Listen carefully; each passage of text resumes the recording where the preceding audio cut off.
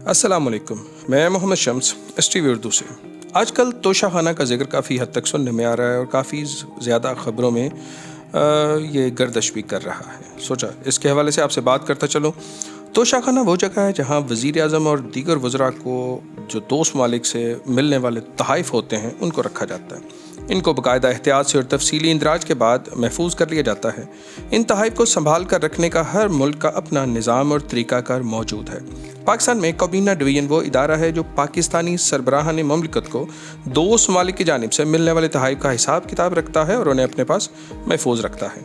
इन तहाइफ़ की ख़रीदारी और नीलामी का तरीक़ाकार भी मौजूद है जिसके तहत इन्हें हासिल किया जा सकता है।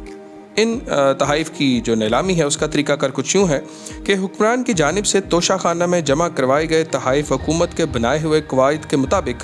फ़रोख्त किए जा सकते हैं। अगर कोई सरबराहान ममलिकत चाहे तो वो मिलने वाले किसी तोहफ़े को अपने पास रख सकता है। इसमें जो साबका गवर्नमेंट थी, जो पीछे नून लीग की गवर्नमेंट थी, उसमें ये रेशो 20% थी, यानी कि जो भी उस तोहफ़ा की कीमत बनती है उसका 20% अदा करके वो तोहफ़ा वो फ़र्द जिसको वो तोहफ़ा मिला वो अपने पास रख सकता है। जिसे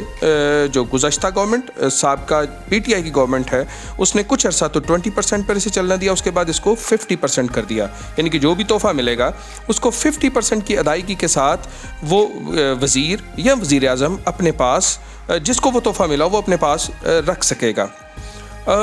ऐसे तोहफ़ों की इंडिया और पाकिस्तान के ममालिक में नीलामी भी की जाती है, लेकिन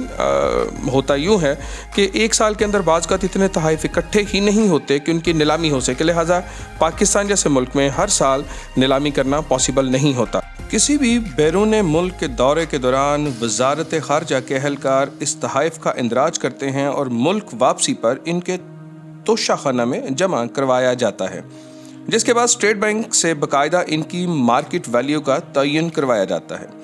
अगर इन तहाइफ़ की मालियत 30,000 रुपये से कम हो तो वज़ीर आज़म, सदर या वज़ीर जिन्हें ये तोहफ़ा मिला होता है उन्हें तोशाखाना कवानीन के मुताबिक ये मुफ्त लेने की पेशकश की जाती है।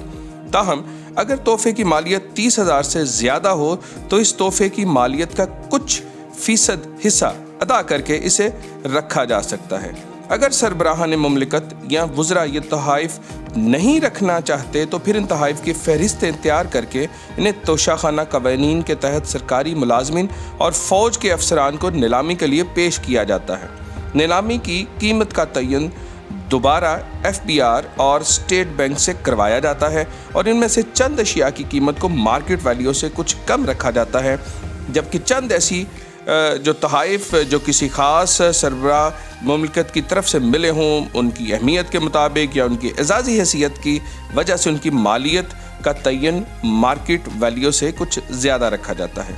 तोशाखाना कवानीन के मुताबिक इन तहाइफ़ पर पहला हक़ उसका है जिसको ये तोहफ़ा मिला होता है। अगर वो इसे नहीं लेते तो फिर सरकारी मुलाजमिन और फ़ौज के अहलकारों के लिए नीलामी की जाती है। अगर इस नीलामी से जो अशिया बच जाएं तो उन्हें आम आवाम के लिए नीलामी में रख दिया जाता है। जो भी फ़ौजी या सरकारी मुलाजिम ये बेशकीमती अशिया को ख़रीदते हैं उन्हें अपने ज़राए आमदन डिक्लेयर करने के साथ साथ इस पर लागू टैक्स अदा करना होता है। पाकिस्तान तहरीक इंसाफ की हुकूमत के दौरान जब इन तोशाखाना में रखे गए तहाइफ़ के हवाले से तफसील के हवाले से पूछा गया तो पाकिस्तान तहरीक इंसाफ की हुकूमत ने वज़ीर आज़म साहब और सदर ममलिकत समेत वफाकी वज़ीरों को दोस्त ममालिक की जानिब से मिलने वाले तहाइफ़ की नीलामी की तफसीलात को कौमी मुफाद से मुतल्लिक़ हसास मालूमात करार देकर ये मालूमात जारी करने से इनकार कर दिया। काबीना डिवीज़न की जानिब से जारी होने वाले मरासले के मुताबिक सरबराहान ममलिकत और दीगर वज़रा को मिलने वाले 170 से ज़ायद तहाइफ़ को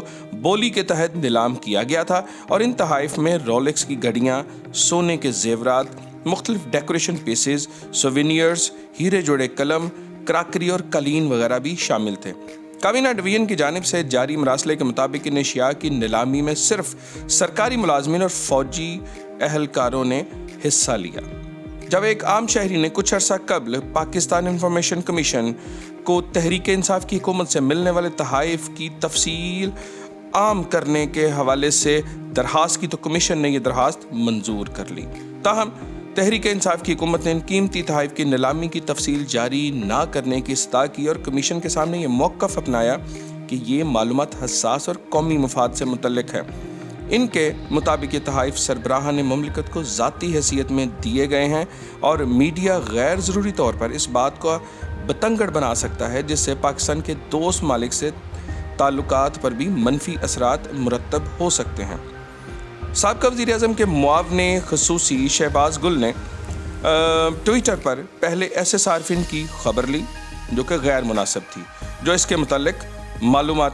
تک رسائی چاہتے تھے۔ پھر یہ دعویٰ بھی کر دیا کہ اگر کسی کو یہ تحفہ اپنے گھر میں رکھنا ہوتا ہے تو وہ اس کی آدھی قیمت ادا کر کے اسے رکھ سکتا ہے۔ گو کہ جب ان سے یہ پوچھا گیا کہ آپ نے کس بنیاد پر یہ بات کی تو وہ اس کا جواب دینے سے قاصر تھے۔ خیال رہے کہ حکومت کی کابینہ ڈویژن نے پاکستان کی انفارمیشن کمیشن کے اس فیصلے کو ہائی کورٹ میں چیلنج کیا ہے، جس میں عمران خان کو وصول ہونے والے تحائف کی تفصیلات مانگی گئی تھیں، اور حکومتی اپیل پر اب اسلام آباد ہائی کورٹ میں اس کا کیس ہے اور وہ اس کا فیصلہ کرے گی۔ سربراہان مملکت کو دوست ممالک یا ریاستوں کے دوروں کے دوران تحائف ملنا معمول کی بات ہے، جس کا مقصد دوست ممالک کے درمیان جذبہ خیر سگالی اور تعلقات میں گرم جوشی کو فروغ دینا ہوتا ہے۔ ماضی میں پاکستان کے بعض سربراہان کو اس وجہ سے تنقید کا نشانہ بنایا گیا کہ وہ دوست ممالک سے ملنے والے بیش قیمتی تحائف کو کوڑیوں کے داموں خرید کر اپنی ملکیت میں لے آئے، بلکہ پاکستان کے 3 سابق حکمرانوں بشمول نواز شریف صاحب، یوسف رضا گیلانی صاحب اور آصف علی زرداری صاحب کو توشہ خانہ سے اختیارات کے ناجائز استعمال اور غیر قانونی طور پر تحائف حاصل کرنے پر مقدمات کا بھی سامنا ہے، اور نیب میں ان کے خلاف اس حوالے سے کیس زیر التوا ہیں۔ سابق وزیر اعظم عمران خان جب حزب اختلاف میں تھے تو وہ حکمرانوں کی جانب سے کم قیمت پر توشہ خانہ سے تحائف حاصل کرنے کو ہدف تنقید بنایا کرتے تھے، مگر گزشتہ برس پی ٹی آئی کی حکومت کے دوران ہونے والی نیلامی میں کیا ہوا اور کون خوش نصیب ہیں جو ان تحائف کے حقدار قرار پائے، یہ راز ابھی صرف ان سرکاری فائلوں میں ہی ہے جنہیں سابقہ حکومت کھولنے سے ہچکچا رہی تھی، کیونکہ گزشتہ حکومت نے موقف اختیار کیا تھا کہ یہ معاملہ قومی مفاد سے منسلک ہے۔ امید کرتے ہیں کہ موجودہ حکومت اس حوالے سے صاف شفاف تحقیقات کرے گی اور کسی سیاسی انتقام سے ہٹ کر جو بالکل جائز بات ہے اس کے حوالے سے موقف عوام کے سامنے لائے گی، تاکہ ہم لوگ بھی اس کو بہتر انداز میں جان سکیں۔ بہت شکریہ، خوش رہیے، خوش رکھیے، اللہ تعالیٰ آپ کو اپنے حفظ و امان میں رکھیے۔ کہیں پہ بھی سیاسی اختلاف کا مطلب اپنے عزیز رشتہ داروں اور قریبی دوستوں کو الگ کرنا یا ان سے الگ ہونا نہیں۔ برائے مہربانی محبت کا دامن، عزت کا دامن تھامے رکھیے۔ اللہ تعالیٰ آپ کو اپنے حفظ و امان میں رکھے۔ اللہ حافظ۔